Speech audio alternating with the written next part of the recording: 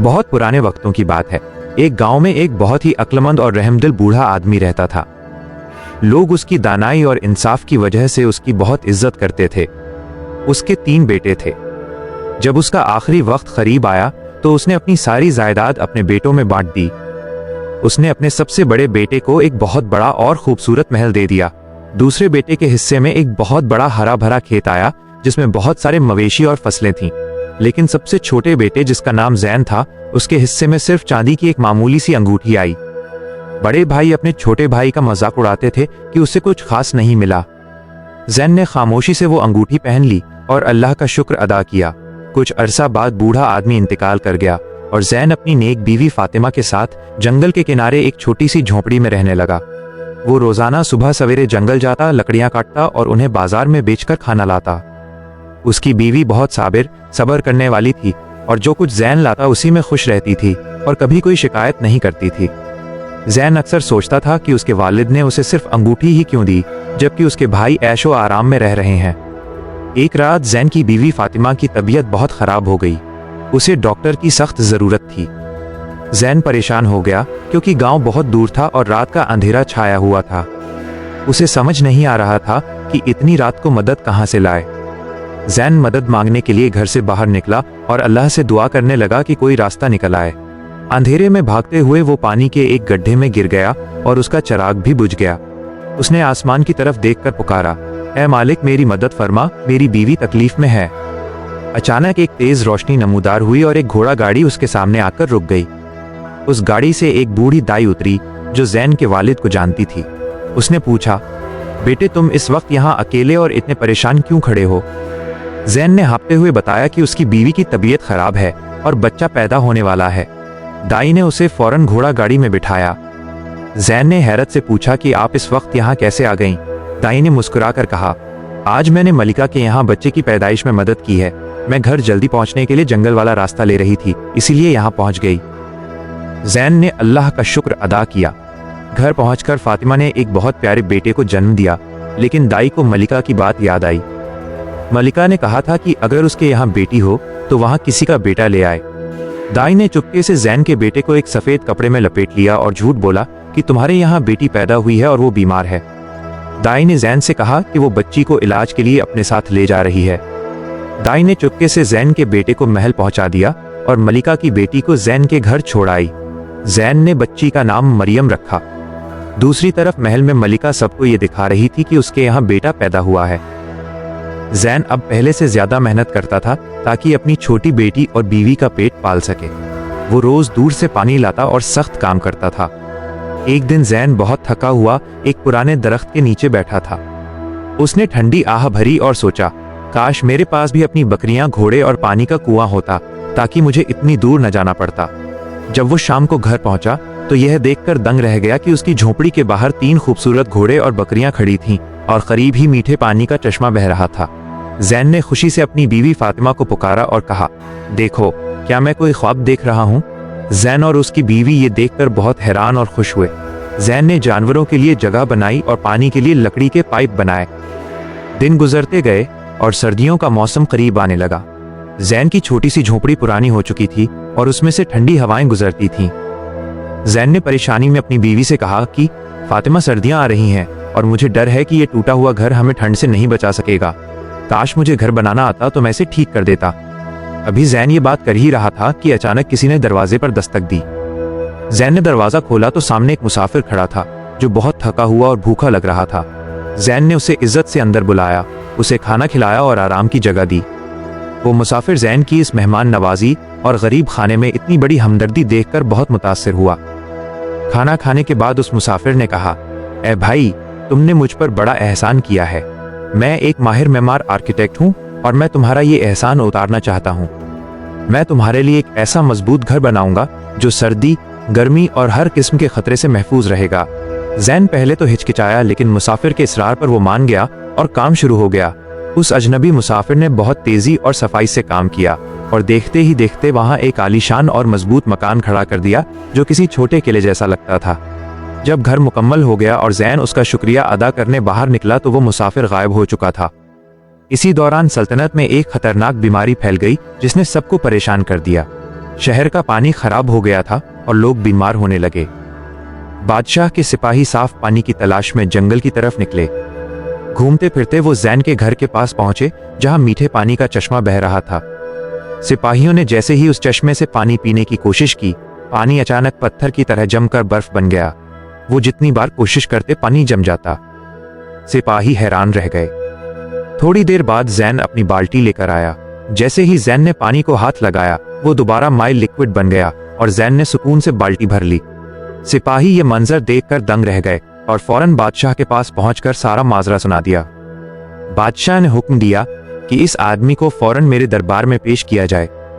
जब जैन को दरबार में लाया गया तो बादशाह ने गुस्से से पूछा कि तुम्हारे पास ऐसा कौन सा जादू है कि पानी तुम्हारे लिए बहता है और मेरे सिपाहियों के लिए जम जाता है। जैन ने निहायत अदब से जवाब दिया कि आली जाह, मैं कोई जादूगर नहीं, सिर्फ एक गरीब लकड़हारा हूं। मुझे नहीं मालूम कि ऐसा क्यों होता है। बादशाह ने उसे धमकी दी कि अगर तुमने इस बीमारी का इलाज और पानी का मसला हल न किया तो तुम्हें सजा दी जाएगी। मैं तुम्हें 3 दिन की मोहलत देता हूं कि तुम कोई हल निकालो। जैन परेशान हाल घर लौटा और अपने वालिद की छोड़ी हुई पुरानी किताबें देखने लगा। अचानक अलमारी से एक बहुत पुरानी किताब गिरी जिस पर जड़ी बूटियों से इलाज लिखा था। जैन ने उस किताब को पढ़ा तो उसे समझ आया कि पानी में किसी ने जहर मिलाया है और उसका इलाज एक खास किस्म की बूटी से मुमकिन है जो सिर्फ पहाड़ों पर मिलती है। जैन ने उस किताब की मदद से एक दवा तैयार की और उसे शहर की नदी में डाल दिया। देखते ही देखते पानी साफ हो गया और लोग तंदुरुस्त होने लगे। बादशाह ये देखकर बहुत खुश हुआ और उसने जैन को अपना खास मुशीर और हकीम मुकर्रर कर लिया। जब बादशाह ने जैन को अपना खास हकीम बना लिया तो पूरे महल में उसकी धूम मच गई। लेकिन बूढ़ी दाई बहुत खौफजदा थी। वो जानती थी कि जैन वही गरीब लकड़हारा है जिसका बेटा उसने मलिका के हुक्म पर बदला था। वो भागती हुई मलिका जुबैदा के पास गई और उसे बताया कि मलिका साहिबा, वो आदमी जिसके बच्चे को हमने महल के बच्चे से बदला था अब दरबार में है। मलिका जुबैदा ये सुनकर सख्ते में आ गई। उसके पैरों तले से जमीन निकल गई। उसे डर था कि अगर बादशाह को मालूम हो गया कि शहजादा आदिल असल में एक गरीब लकड़हारे का बेटा है तो बादशाह उसे कभी माफ नहीं करेगा। मलिका ने सोचा कि इस राज को छुपाने का सिर्फ एक ही तरीका है कि इस बूढ़ी दाई को हमेशा के लिए खामोश कर दिया जाए ताकि कोई गवाह न रहे। मलिका ने अपने एक खास और वफादार खादिम को बुलाया और उसे हुक्म दिया कि दाई को रात के अंधेरे में ले जाकर पहाड़ के पीछे खत्म कर दे। जालिम खादिम ने ऐसा ही किया और वापस आकर मलिका को खुशखबरी सुना दी कि अब वो राज हमेशा के लिए दफन हो चुका है। मलिका ने सुकून की सांस ली, मगर उसे नहीं मालूम था कि कुदरत का इंसाफ कुछ और ही होता है। दूसरी तरफ जैन ने बादशाह से दरख्वास्त की कि आली जाह, मेरी बीवी जंगल में तन्हा है, मुझे डर है कि उसे कुछ हो न जाए, क्या मैं उसे यहाँ ला सकता हूँ? बादशाह ने खुशी से इजाजत दे दी और जैन और फातिमा को महल में रहने के लिए एक आलीशान कमरा दे दिया। फातिमा अपनी छोटी बेटी मरियम को लेकर महल में रहने के लिए आ गई। जैन सिर्फ एक हकीम ही नहीं बल्कि एक बहुत ही समझदार इंसान था। उसने बादशाह को बताया कि जनाब, ये जो बीमारी फैली थी ये कुदरती नहीं थी। मुझे लगता है कि किसी दुश्मन ने जानबूझकर पानी में जहर मिलाया था ताकि हमारी सल्तनत कमजोर हो जाए। बादशाह ये सुनकर फिक्रमंद हो गया और जैन को इस साजिश का पता लगाने का काम सौंप दिया। जैन दिन रात इस बात की तहकीक में लग गया कि आखिर ये दुश्मन कौन हो सकता है। उसने पुरानी किताबें पढ़ी और नक्शों का मुतालिया किया। इसी दौरान उसकी बीवी फातिमा एक दिन महल के बाग में टहल रही थी कि उसे किसी बच्चे के रोने की आवाज आई। वो आवाज मलिका के कमरे से आ रही थी जहां शहजादा आदिल बहुत जोर जोर से रो रहा था। मलिका के खादिम शहजादे को चुप कराने में नाकाम रहे थे। फातिमा से रहा न गया और वो खामोशी से कमरे के अंदर चली गई। जैसे ही उसने शहजादा आदिल को अपनी गोद में लिया, उसे एक अजीब सा सुकून महसूस हुआ। उसे ऐसा लगा जैसे ये बच्चा उसका अपना हो। शहजादा भी फातिमा की गोद में आते ही खामोश हो गया और सुकून से सो गया। थोड़ी देर बाद मलिका जुबैदा कमरे में आई और फातिमा को शहजादे के साथ देखकर आग बबूला हो गई। उसने चीख कर कहा, तुम्हारी हिम्मत कैसे हुई मेरे बेटे को हाथ लगाने की? फातिमा ने नरमी से जवाब दिया, मलिका साहिबा, माँ का दिल बच्चे का रोना बर्दाश्त नहीं कर सकता, इसीलिए मैं अंदर आ गई। मलिका को फातिमा की बातों से खतरा महसूस होने लगा क्योंकि वो बहुत अक्लमंद थी। उसने फातिमा को वहां से जाने का हुक्म दिया और खुद सोचने लगी। जैन को दरबार के एक मुलाजिम ने मजाक में कहा कि हकीम साहब, अगर आप इतने ही बड़े हकीम हैं तो जहरीले सांपों का इलाज ढूंढ कर दिखाइए। जैन ने उसे संजीदगी से लिया और पहाड़ों की तरफ निकल गया ताकि मुख्तलिफ जहरों का तोड़ निकाल सके। वहां उसने एक जख्मी आदमी को देखा जो जमीन पर तड़प रहा था और उसके मुंह से झाग निकल रहा था। जैन ने देखा कि इस आदमी को सांप ने डसा है। जैन ने हिम्मत दिखाई, जहर निकाल लिया और उसे मरने से बचा लिया। जैन ने जब इस जख्मी आदमी को बचाया तो उसे मालूम हुआ कि वो कोई मामूली मुसाफिर नहीं बल्कि दुश्मन सल्तनत का एक सिपाही है। उसने इकरार किया कि वो और उसके साथी कई हफ्तों से सरहद के करीब छुपे हुए थे और उनका मकसद शहर के कुओं में जहरीला मादा डालना था ताकि लोग बीमार होकर हिम्मत हार जाएं और दुश्मन आसानी से हमला कर सके। जैन इस जासूस को लेकर फौरन बादशाह के पास पहुंचा। जब बादशाह ने सारी हकीकत सुनी तो उसका गुस्सा आसमान को छूने लगा।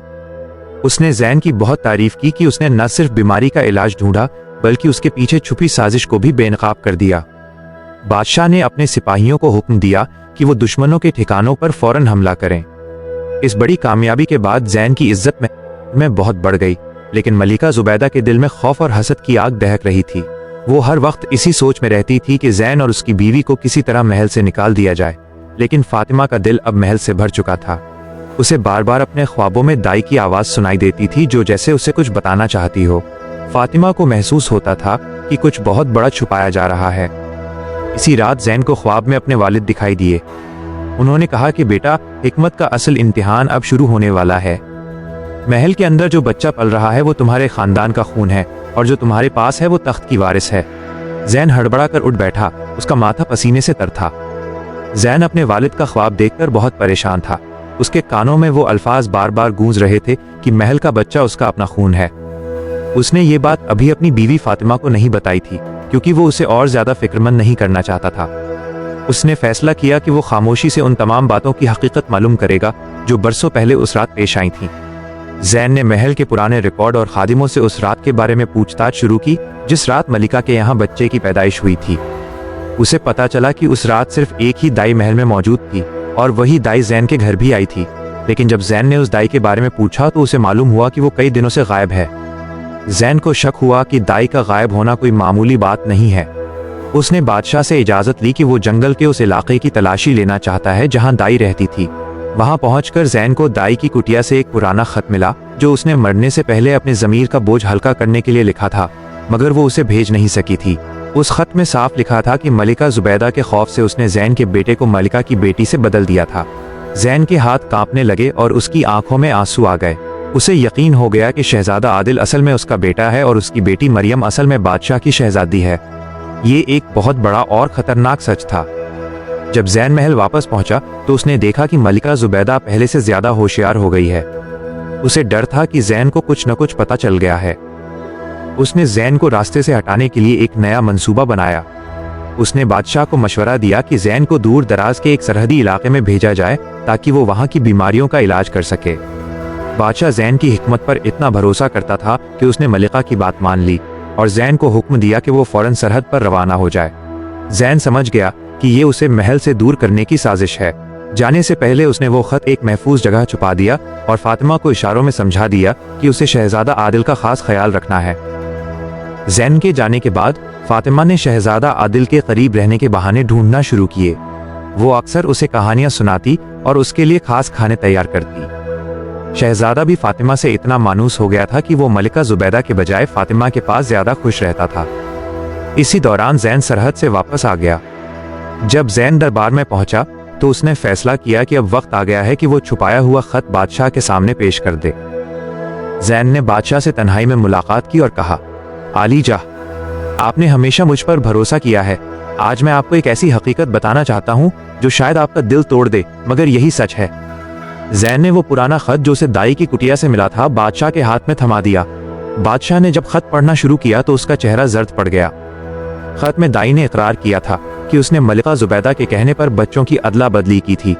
बादशाह को अब समझ आ गया क्यों शहजादा आदिल की शक्ल जैन से मिलती है और क्यों मरियम के इखलाकियात और आदतें शाही खानदान जैसी हैं। बादशाह को अपनी मलिका की बेवफाई और दाई के साथ हुए जुल्म पर बहुत ज्यादा दुख और गुस्सा आया। बादशाह ने फौरन मलिका जुबैदा को दरबार में तलब किया और वो खत उसके सामने फेंक दिया।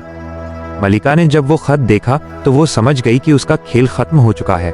उसने पहले तो इनकार करने की कोशिश की, लेकिन जब बादशाह ने सख्त सजा की धमकी दी तो वो टूट गई और रोते हुए अपने सारे गुनाहों का इकरार कर लिया। मलिका ने बताया कि उसने तख्त के वारिस की खातिर ये सब किया था क्योंकि उसे डर था कि बेटी होने की सूरत में बादशाह उसे नापसंद करेगा। उसने ये भी माना कि उसने दाई को मरवाया ताकि कोई गवाह न रहे। बादशाह ये सुनकर कांप उठा कि जिस औरत को उसने अपनी शरीक हयात बनाया वो इतनी संगदिल निकली। बादशाह ने हुक्म दिया कि मलिका जुबैदा को फौरन कैद खाने में डाल दिया जाए और उसके तमाम इख्तियार छीन लिए जाएं। दरबार के तमाम लोग हैरान थे कि एक मामूली लकड़हारे का बेटा शहजादा निकला और शहजादी एक गरीब के घर पली। जैन और फातिमा के लिए यह लम्हा बहुत जज्बाती था, क्योंकि उन्हें अपना असली बेटा वापस मिलने वाला था। बादशाह ने जैन और फातिमा को अपने पास बुलाया और कहा, जैन, तुमने और तुम्हारी बीवी ने जिस सब्र और ईमानदारी से काम लिया है उसकी मिसाल नहीं मिलती। मैंने तुम्हारे बेटे को अपना बेटा समझकर पाला, लेकिन हकीकत में वो तुम्हारा ही खून है। आज से मैं इसे इसके असली माँ बाप के हवाले करता हूँ ताकि वो अपनी असली पहचान जान सके। जैन ने रोते हुए अपने बेटे आदिल को गले लगा लिया और फातिमा ने भी उसे अपने सीने से लगा लिया। महल में खुशी का समा था। बादशाह ने एक बहुत बड़ा दरबार लगाया। उसने तमाम अवाम के सामने जैन की बहादुरी और हिकमत का जिक्र किया। बादशाह ने ऐलान किया, आज से जैन सिर्फ मेरा मुशीर नहीं बल्कि इस सल्तनत का सबसे बड़ा वजीर और मेरा भाई होगा। जैन ने बादशाह का शुक्रिया अदा किया और कहा कि आलीजा, ये सब मेरे वालिद की दी हुई नसीहत और अल्लाह के करम का नतीजा है। मेरे वालिद ने आखिरी वक्त में मेरा हाथ थाम कर कहा था कि बेटा, मैंने तुम्हारे हिस्से में न जमीन रखी है न महल, बल्कि ये जादुई अंगूठी दी है, क्योंकि इसमें वो ताकत है जो सिर्फ सच्चे और साबिर इंसान के लिए जाहिर होती है। उन्होंने ये भी कहा था कि ये अंगूठी हर मुश्किल में तुम्हारा साथ देगी, और अगर तुम सब्र और हकीकत का दामन न छोड़ोगे तो एक दिन तुम्हें वक्त का बादशाह भी बना देगी। जैन की ये बात सुनकर दरबार में मौजूद तमाम लोग वाह वाह कर उठे। कुछ सालों बाद जब आदिल और मरियम बड़े हुए तो उनकी शादी धूमधाम से कर दी गई। जैन और फातिमा अब एक शानदार महल में रहते थे, लेकिन उन्होंने अपनी सादगी कभी नहीं छोड़ी। जैन के वो दो बड़े भाई जो शुरू में उसका मजाक उड़ाते थे, जब वो गरीब हो गए तो जैन ने उन्हें भी अपने पास बुला लिया। उसने उन्हें जमीनें दी और मेहनत से जीने का तरीका सिखाया। ये कहानी हमें सिखाती है कि जिंदगी में हर किसी को एक जैसा हिस्सा नहीं मिलता, मगर कम मिलना कमजोर होने की निशानी नहीं होता। कुछ औकात हमें दौलत के बजाय सब्र, सच और समझदारी दी जाती है, जो मुश्किल वक्त में हमारा सबसे बड़ा सहारा बनती है। जो इंसान खामोशी से मेहनत करता है और हक पर कायम रहता है, वक्त आकर उसे वो मकाम दे देता है जिसका वो खुद भी तसव्वुर नहीं करता। दोस्तों, अगर आपके दिल ने इस कहानी को महसूस किया हो, अगर इस कहानी ने आपको कुछ सोचने पर मजबूर किया हो, तो एन वॉइस को सब्सक्राइब जरूर करें। आपका एक सब्सक्राइब किसी और की जिंदगी बदल सकता है। कहानी को लाइक और शेयर करना न भूलें, और ऐसी ही सबक आमोज, दिल को जगाने वाली कहानियों के लिए एन वॉइस के साथ हमेशा जुड़े रहिए।